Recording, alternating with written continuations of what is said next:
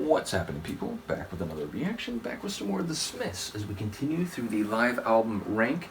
Thank you again to Yvonne for this album. And the next track is Panic. Again, this is one I did actually know going back, though I did not know many years ago that it was called Panic. I always thought of it as Hang the DJ. Nevertheless, the point is, it is a great song and one that I'm keen to hear them perform live. And thank you to the people who commented on the first reaction, The Queen is Dead, to this live album about what the Smiths' live performances were like and so on. And yeah, again, I think this was a bonus track in the expanded folder for The Queen is Dead, meaning I don't think this was one of the album tunes. Either way, it was great to hear it in recent times, in the last year and a half or whatever it was, as part of our Smiths voyage or journey through their catalog, and now I am very excited to hear it live. So with no further ado, let's give it a listen. This is the Smiths and a live performance of Panic as part of their Rank live album.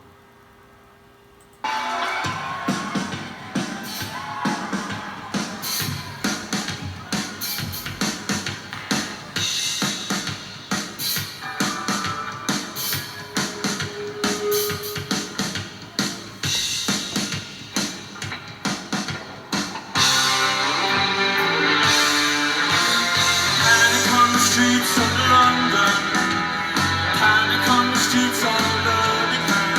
I wonder to myself, could life ever be sane again? The lead side streets that you slip down. I wonder to myself, hopes may rise on the grass here, but honey pie and unsafeness and run down to the safety of the town.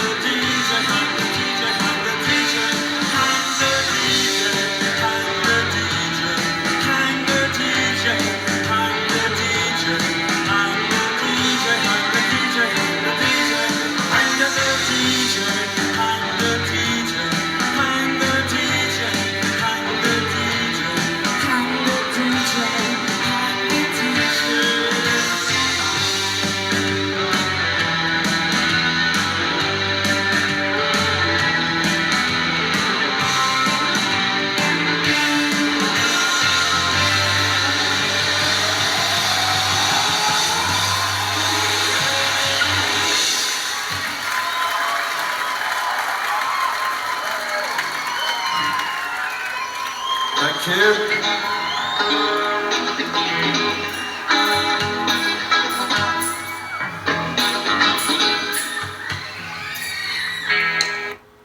That's a lot of afters. It's almost like the next song is about to start. But yeah, ultimately, it's great. And I will say, like, it hit different, not only because it just has that live music sound in the recording, but secondarily, I think some of the guitar work was a bit edgier in, like, the middle section. It certainly, like, had a slightly, not rougher, but a slightly harder sound at a couple moments along the way. I would say consult your local authorities before burning down any discos or hanging any DJs. But yes, again, I enjoy the Morrissey style attitude when it comes to, you know, a music scene and, you know, the line, you know, like this music, like it doesn't speak to my life, like, you know, it has nothing to do with my life. And then, you know, to take that to a really dark place is funny. Though I do remember people saying that there were, you know, questions being asked is like, you know, is this making like an ethno-cultural statement? Is this like, you know, a bit even darker than the idea of, you know, well, this is how you deal with, you know, disco music and discos. You burn down the disco and hang the DJ.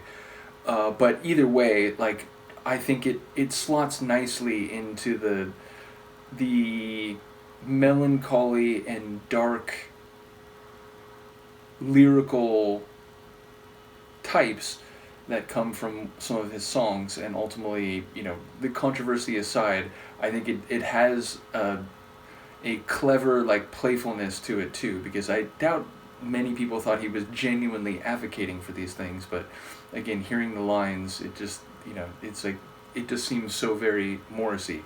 Nevertheless, again, I think it's a great tune and one that really does get caught in your head. It's like, you know, even when I didn't really know all that much about the Smiths, and I just heard some of their songs because one of my friends used to listen to like this compilation CD, it was one that, you know, I would find myself humming like days later, and it's just like, dude, like that, you know, number one, they're a good band and they make some cool songs, but number two, like, it's funny how, you know, without even knowing, you know, I don't even have the CD myself, and yet I find myself like just, you know, sort of in moments where I'm not thinking about it, playing the tune in my head and humming along. So yeah, again, it's a classic. I do think the live performance, you know, there was an added energy, again, maybe not even like hard or rough, but it had a bit more energy than the recorded version of the tune. So in any case, let me know what you think, and I will see you next time. Peace.